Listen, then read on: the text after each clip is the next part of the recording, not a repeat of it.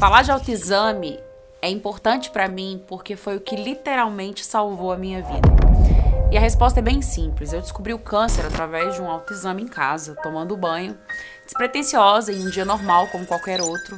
Como eu já tinha o costume de me examinar no banho há anos, eu fiz isso mais uma vez naquele dia. Me espantei muito quando percebi um nódulo de tamanho bem palpável, que jamais tinha notado, achei muito esquisito e eu pensei, será que isso tá aqui há muito tempo?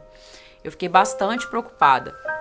O fato de ter sido uma sexta-feira à noite aumentou ainda mais o meu desespero, porque eu queria muito ir no meu médico.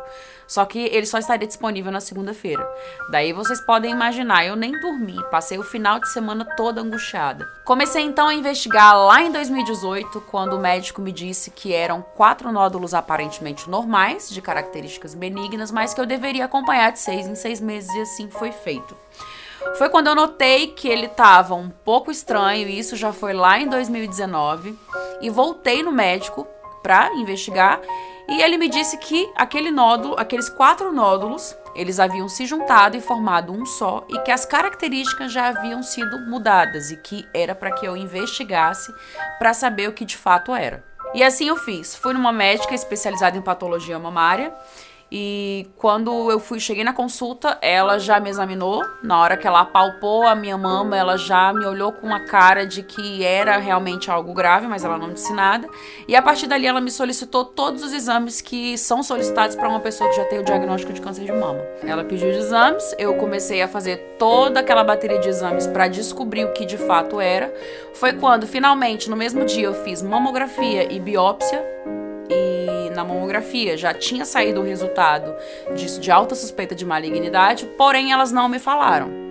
Foi então quando eu fiz a punção da biópsia e a médica me olhou.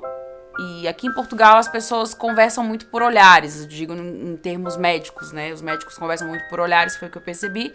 E quando ela me olhou, eu perguntei, doutora, o que foi?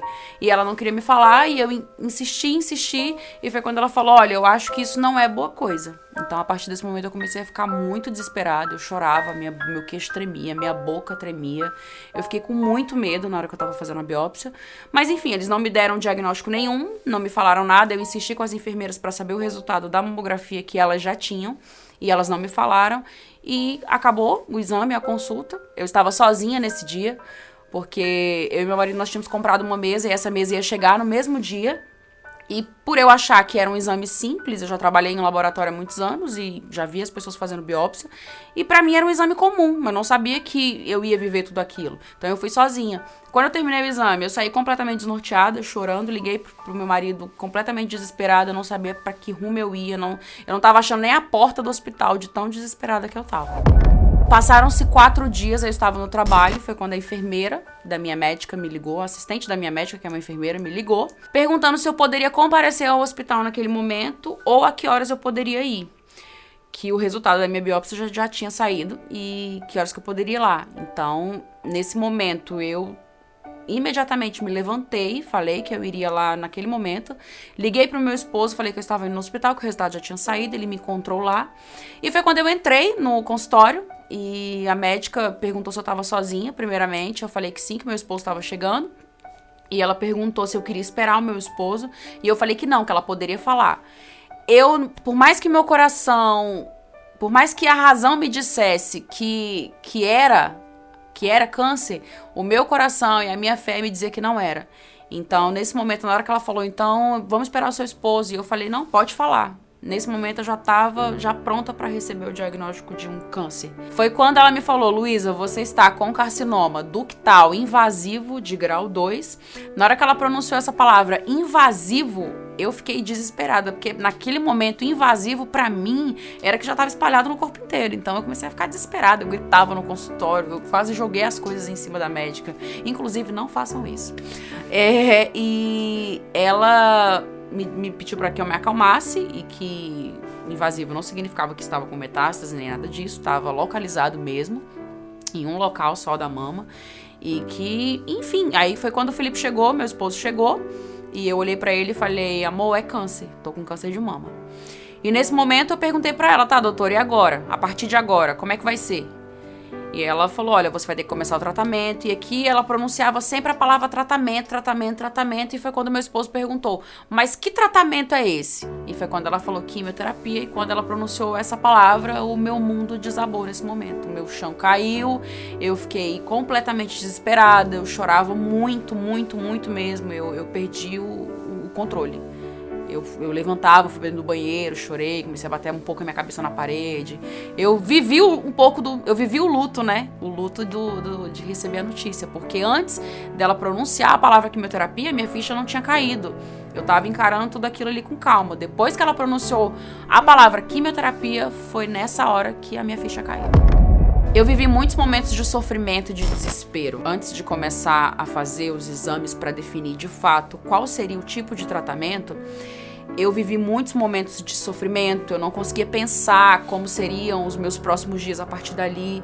Mas a verdade é que eu mal sabia que Deus ele me levaria a um nível muito grande de maturidade, onde uma doença que eu achava que fosse me matar, porque eu achava que eu fosse morrer, me trouxe uma experiência de vida que eu levaria anos, em poucos meses. E eu achava que eu fosse morrer, literalmente. Eu achava que eu tinha poucos dias de vida, que com o passar do tempo o tratamento me mataria. Pois foi essa a visão que eu sempre tive de quimioterapia. Foram dias muito intensos e loucos. De repente a minha vida mudou completamente e eu comecei a viver uma rotina intensa de hospital, consultas, exames e tratamentos. Eu estava sempre no hospital, eu tentava ao máximo enfrentar aquela jornada de forma leve e sempre com o pensamento positivo de que tudo um dia iria acabar.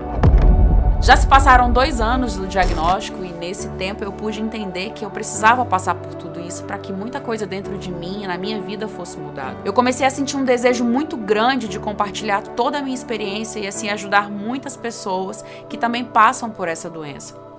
Muitas pessoas não conseguem suportar e enfrentar a grande batalha que é lutar contra o câncer. E é isso que eu quero mostrar a essas pessoas, que é possível sim viver dias coloridos durante uma tempestade. E hoje eu estou aqui para te contar como tudo isso aconteceu. Na verdade, para te contar não só a minha experiência, mas para te contar quem era a Luísa antes do câncer chegar. Esse livro é para você que está se sentindo perdida, que vive desanimada e que talvez já não se reconheça mais. Talvez você precise recomeçar e não saiba por onde, mas o primeiro passo está em conseguir olhar ao seu redor com outros olhos e enxergar a vida do outro lado da janela. São 60 páginas de uma história de dores e lutas, mas também de superação e vitórias. Se é de força que nós vamos falar, então eu vou te mostrar nas páginas desse livro o tamanho da força que nós temos.